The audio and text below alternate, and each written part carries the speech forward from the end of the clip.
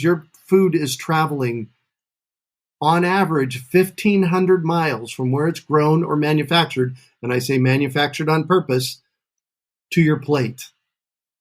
That is an environmental problem.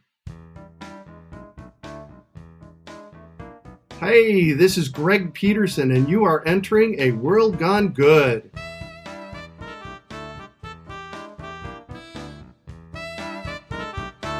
Well, hello, my name's Steve, and this is World Gone Good, the podcast where we look for the light and sometimes shine the light into the darkness to discover there's still a whole lot of good going on out there.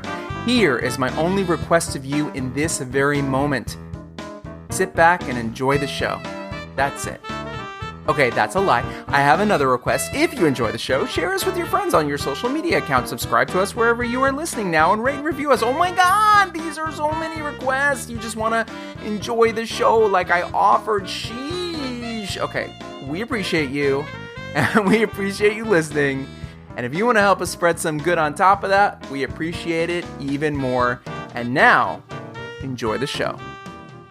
Okay, when I was just a wee bit of a world gone gooder, maybe 9 or 10 years old, I read an article in Highlights magazine, or maybe it was Boy's Life, or, if it's me, it was probably Dynamite magazine, where they showed step by step how to grow your own corn stalk from a single kernel of unpopped popcorn. Okay, here we go. This is from memory. You take a mason jar, you cram a piece of paper towel down to the very bottom, and then in the jar. Okay, so you put the piece of paper towel crammed in the bottom, and then you add just enough, wait for it, it's the word everyone hates, just enough water, that's not the word you hate, here comes the word you hate, just enough water to make it, oh, you're gonna cringe, moist. Why does everyone hate that word all of a sudden? All right, whatever. Then you take your single kernel of unpopped popcorn, you can do a few kernels if you like, and you just drop it in so it lands on the moist, calm down, it's a word, moist paper towel. Then you put your mason jar with your kernel or kernels of unpopped popcorn on the moist, oh my God, do you need a minute? Breathe, jeez, moist paper towel, and put the jar in a windowsill where it will get direct sunlight a few hours a day.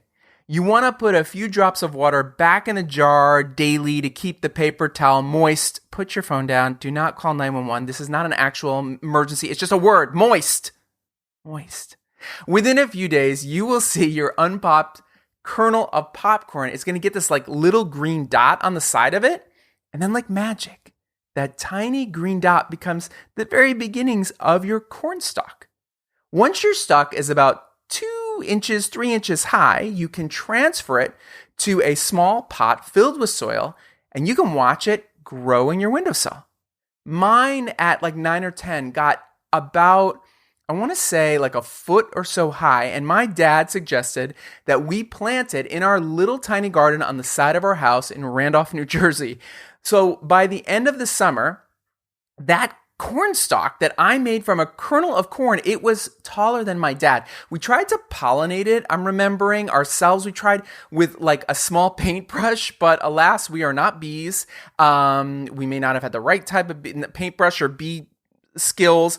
We never actually got real corn to grow. Still, it was and is a super fun project. And if you are listening and you have a child or children, I highly recommend making it a project for them to try. I also highly recommend that you get over the word moist.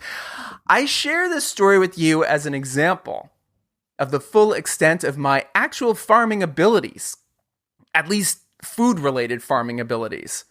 My guest today is way more accomplished, and I want so badly to say right now, equally moist, but I know how sensitive you are, so I'm not saying it. Greg Peterson, or as he's better known, Farmer Greg, from the Urban Farm and Urban Farm podcast, is with me. Farmer Greg has a farm right in his front yard in the city, and not just any city, a hot city, temperature-wise hot. We're talking Phoenix, Arizona. If you're looking for someone to inspire you to make a difference in the world and feed yourself and your family right from your own front or backyard, lawn or porch or deck or fire escape or even your windowsill, Farmer Greg is ready to share his good seeds of knowledge. Well, you were Greg Peterson, but you were also, I believe, a self-appointed Farmer Greg. That would be the case. Were you given that name, or did you choose that name? How does someone be knighted a farmer? Well, I just claimed it for myself. How about that? That's pretty cool. When did you start farming? Oh my gosh, 45 years ago? Well, all right. I started gardening when I was 15. That was 45 years ago. And started calling myself a farmer in the early aughts, like 2002, 2003. And I did it to engage people in conversation. Because when I introduced myself as Farmer Greg, people are like, whoa, hold on, you're a farmer? And it starts the conversation. So it's a conversation starter for me. And I also named my farm. So now you are not in what most people would think of as a farming location. You're not in the Midwest. You're not on the Ponderosa. You are in Phoenix, Arizona. I am. Right. And so, yeah, where specifically, if you can, where is the urban farm that you run in Phoenix, Arizona?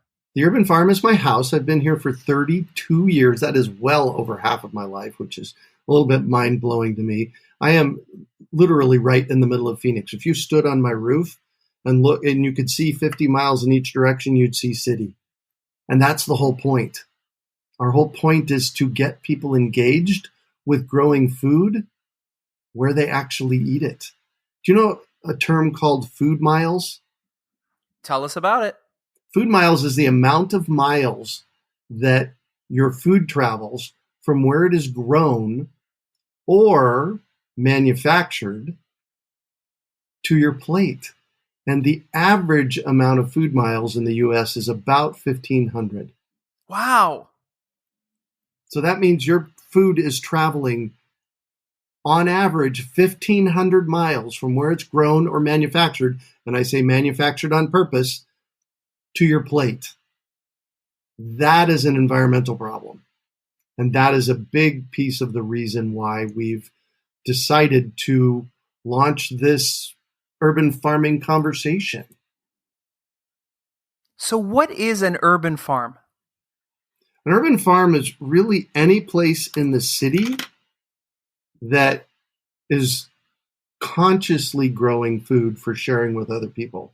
So when I invite people to claim their urban farmerhood, basically it's this simple. You grow food, you share it. And if you want to really go out there, name your farm and share that name with people. Because when you do that, like Jack's Beanstalk, that's a local farm name here in Phoenix, or Two Fat Cats Apartment Garden, or Two Peas in a Pod. These are all farm names, and they kind of elicit a giggle when I share them with people. It's like it brings a lightness to the space. So what we're doing is we're engaging people in the conversation about how to get good, local, healthy food in a fun way. Because when you have a party, where do people end up? In the kitchen. That's right, hanging around the food. So let's just take it a little farther out to the garden. So that's why we talk about being an urban farmer and growing your own food. Okay, step back for a second here. So when you had your own farm, there had to be a point where there was a spark of, I'm going to the next level. From gardening, planting, to what you're talking about. When was that for you? There were several of them, and they were magnificently, I'll use that word, life-changing. And I planted my first garden when I was 15. I was about an eighth grader at the time. And at the same time, I wrote a paper on how we were overfishing the oceans. That was 1974. So I had a sense ever since my preteens that there was something wrong with the way we were living on the planet and growing our food. In 1981, I was on the board of the Arizona Aquaculture Association, that's fish farms, and we would travel around to fish farms around the state and see what they were doing with their fish. And they would clean, in a lot of cases, they would clean the fish and throw away the leftovers. And that didn't make sense to me. because that leftover in nature is fertilizer. But on those farms, it was a waste product. So in 1981, I designed what we would now call a regenerative farm, where everything on the farm got used. Fast forward to 1991, I'm in a course at Landmark Education, and they want me to claim a vision for my life. Now, in 1991, I'm 30 years old, and I've already been working in the food space a lot. And what I came up with 30 years ago, and I still live with this every day, I am the person on the planet responsible for transforming our global food system. Is that a big burden to have, or is that something you hope more people will take on themselves? I hope it's an inspirational piece. For me, people can look at it as a burden, but for me, it's what gets me up in the morning. In fact, when you asked that question, I just got chills all the way down to my toes. It's like, this is why I'm here. And this is what I can do to contribute. Now, here's what I'm clear about. I don't think that I will ever in my lifetime be able to achieve that, which is okay. But what I do every day is I inspire people to head toward that. I am a person of the journey, not the destination. If I did get to a place in my lifetime where I actually transformed our global food system, I'd pick something else. Because for me, it's about the journey, not the destination. Well, that's the thing, is everyone has this destination fantasy that they're going to get there and something big and bold and wonderful, magic is going to happen at that instant you hit it. But it's right. It's really the road getting there that's where all the magic stuff happens. Of course. Yeah, I have magic happen literally every single day. In fact, when we do team meetings, there's 4 of us on our team. When we do team meetings, at the end of each meeting, everybody gets to shout out an epic or two. What happened for you today, either personally or in the business or wherever? What is your epic? What happened that got you excited?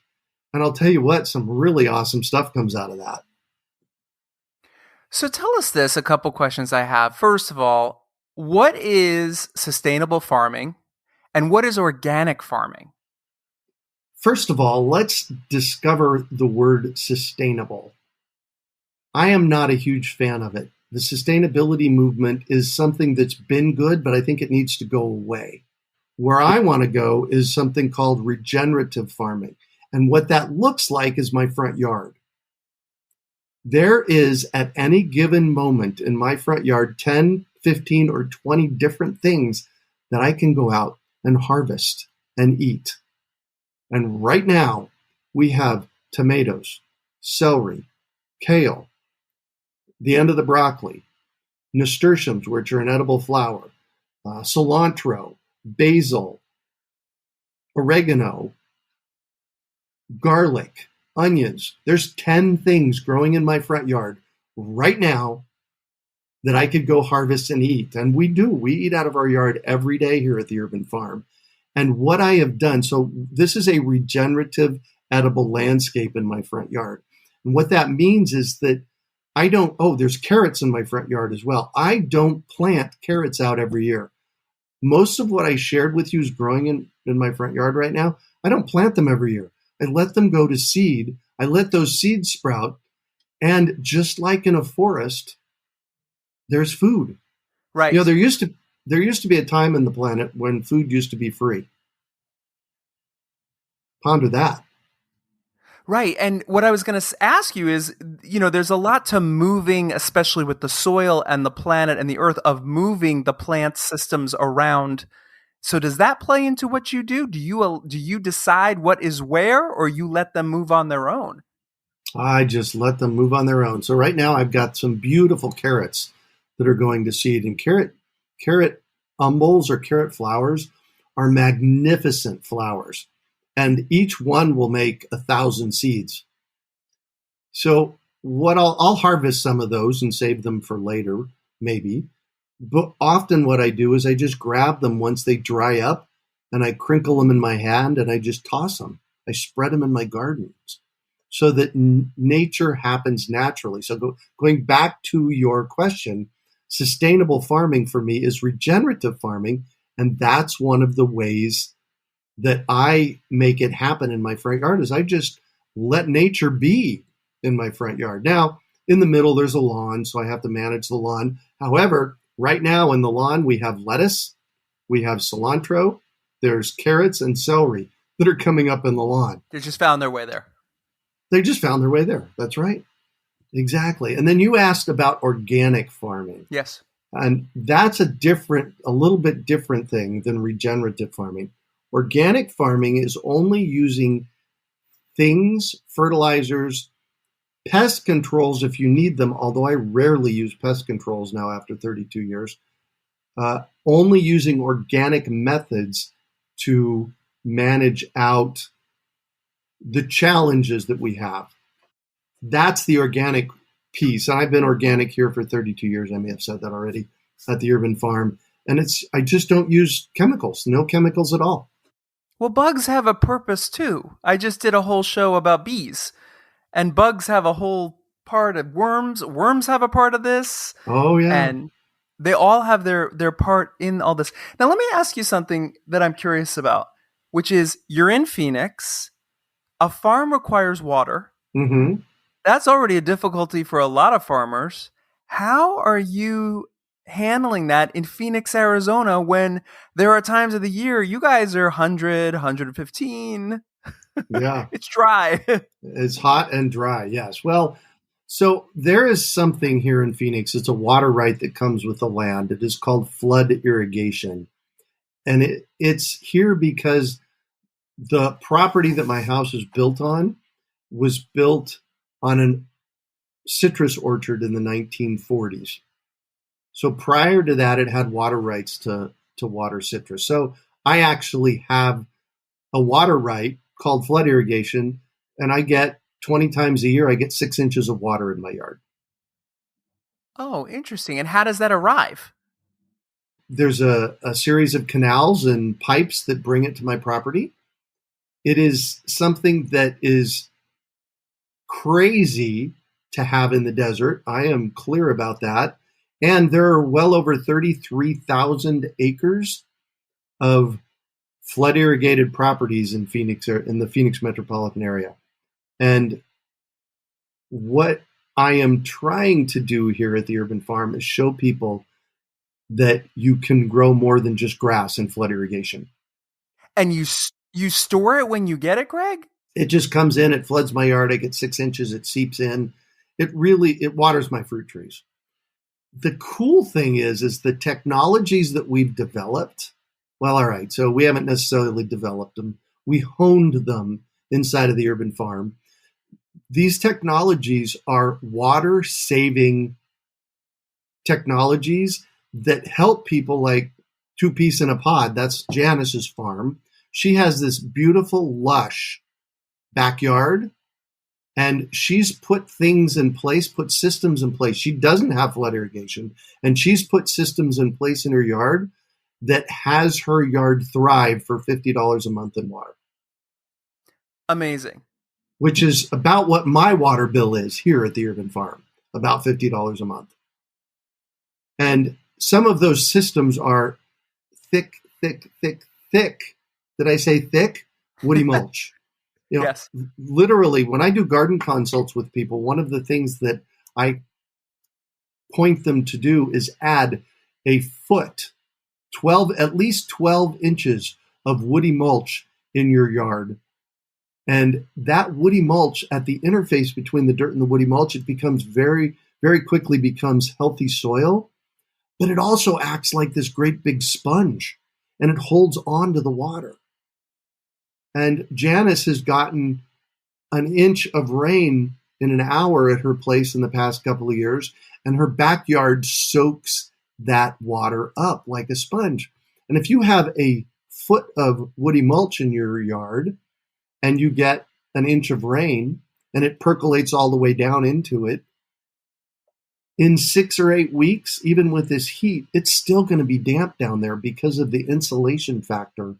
And then we have different kinds of high efficiency watering systems that we talk with people about. So there's lots that can be done to make sure that you're being water wise. And quite honestly, everybody in earshot, anybody that's listening out there, no matter where you are, you need to start being water wise, because we're in the west of the Rockies. We're in a mega drought right now. And I don't think it's going to get better anytime soon. So we need to be paying big attention to the water that we use. Now, the urban farm is open to the public?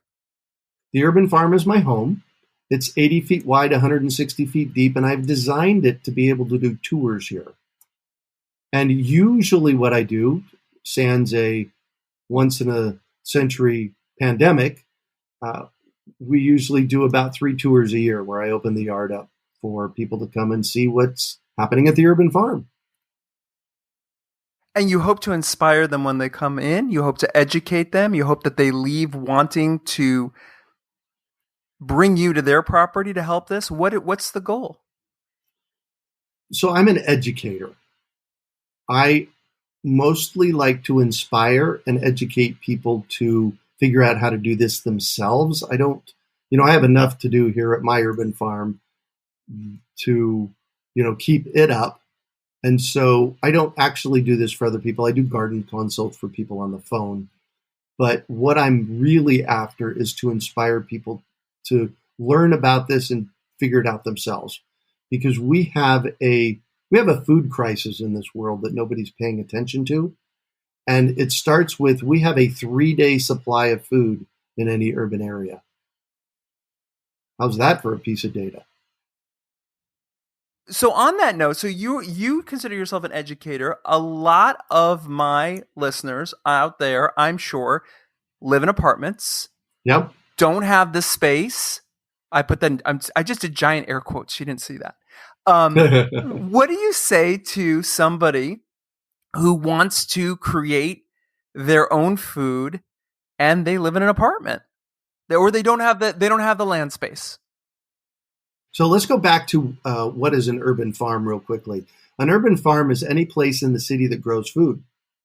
You can be growing it hydroponically, aeroponically, in aquaponics, in a shipping container. There are shipping container farms here in town. There's in-the-ground gardens.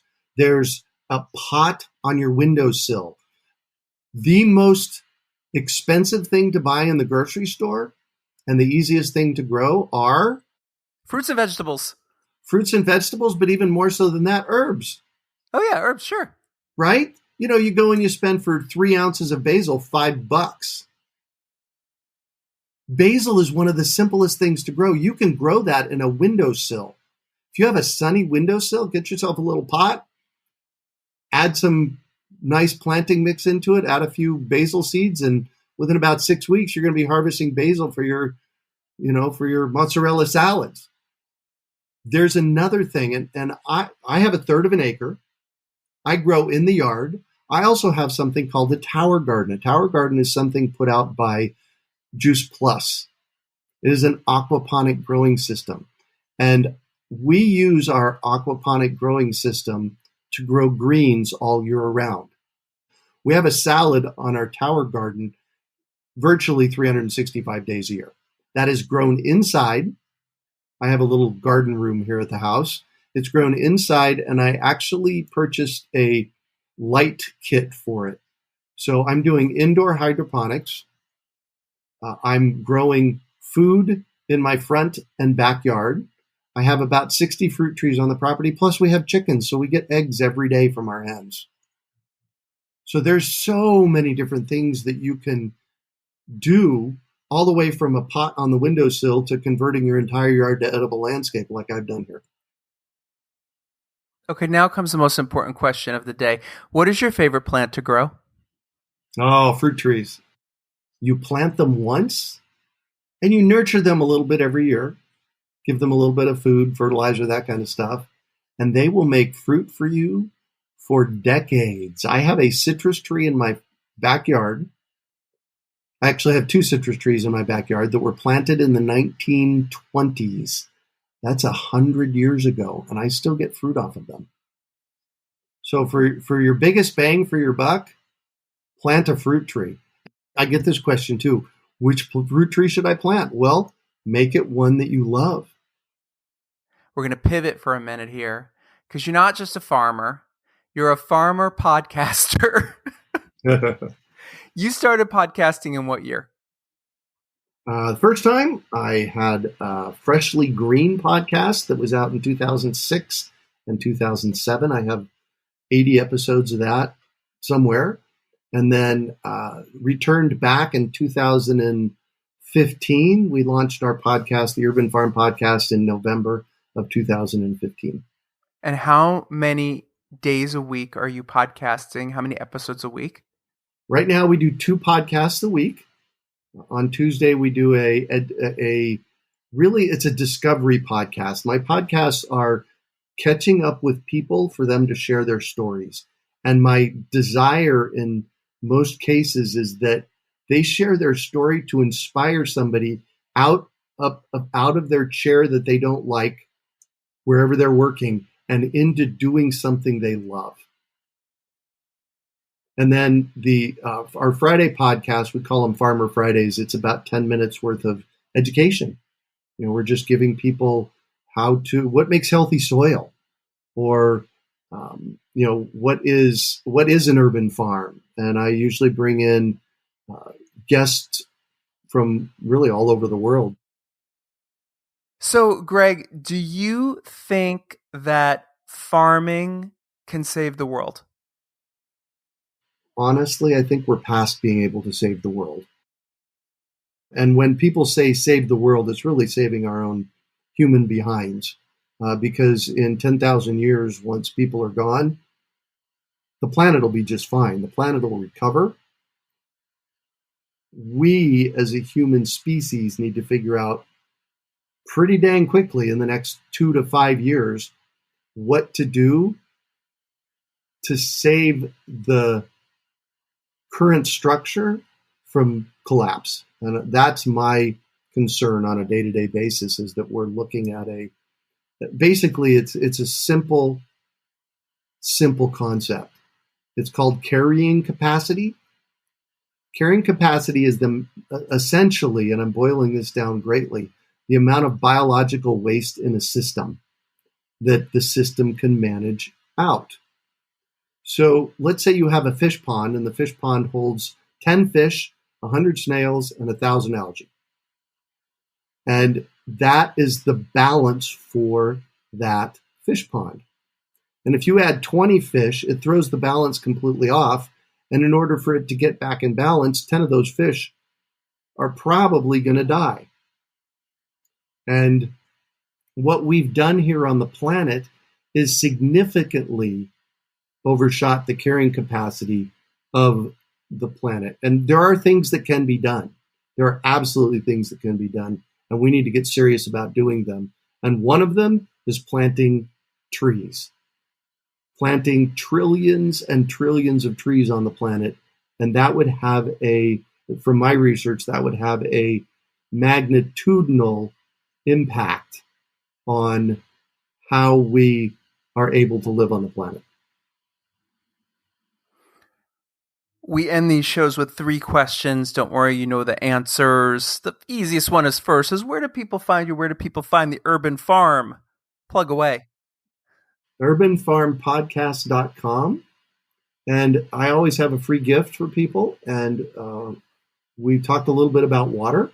So if you want to know more about water and watering your garden, if you go to urbanfarmwater.com, you'll be able to find information there on watering your garden. And where do people find you on social media? Facebook, I think. Instagram. Facebook is the Urban Farm. Instagram is Urban Farm Phoenix, I believe. I'm 60 years old. I'm not much of that kind of a person. Not that kind of a person's bad. It's just not me. Oh, please. You got to podcast. You'll get there. So these last 2 questions can relate back to anything we've already spoken about or anything you want to say. Question number 1, who inspires you? Oh my gosh. People that are doing epic things in the world. I say things happen because people say so. So go out and say so. Make things happen. And then Daniel Quinn, he is no longer with us. He was an author, wrote a book called Ishmael. I am significantly inspired by Daniel Quinn and his writings. And the final question, tell me something good. Oh my gosh. Plant a fruit tree, find something epic to do every day, have fun, enjoy your journey every moment, be present. Be present. Like right now, I am so present. I'm not thinking about what's set for dinner or, any of that stuff. Be present right this moment and have fun, man. If you're not having fun, I was recently at a coffee shop, and this is me all the time. How I've been with you, I'm just light and happy and fun. And there's this woman in front of me. It was 7:30 in the morning. And she kind of growled at me and said, "What are you so happy about?"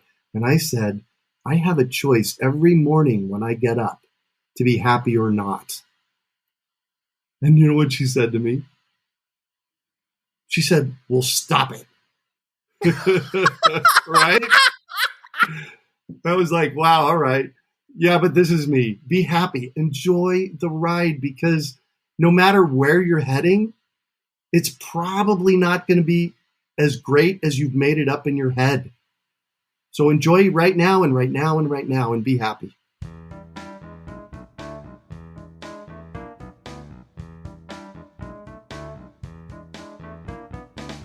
Thank you, Greg, for sharing your good. Check out the Urban Farm Podcast for more farm talk wherever you pod best. Next time on World Gone Good. Understanding their bodies and understanding how everything works and that they, what their rights are and how to communicate. And I just think that's so important. My good friend Mary Weiss returns. You heard her last over the holidays. She came here to tell a very special family Christmas story. Mary is a lifelong good volunteer, and currently she's spending her voluntary time teaching sex education.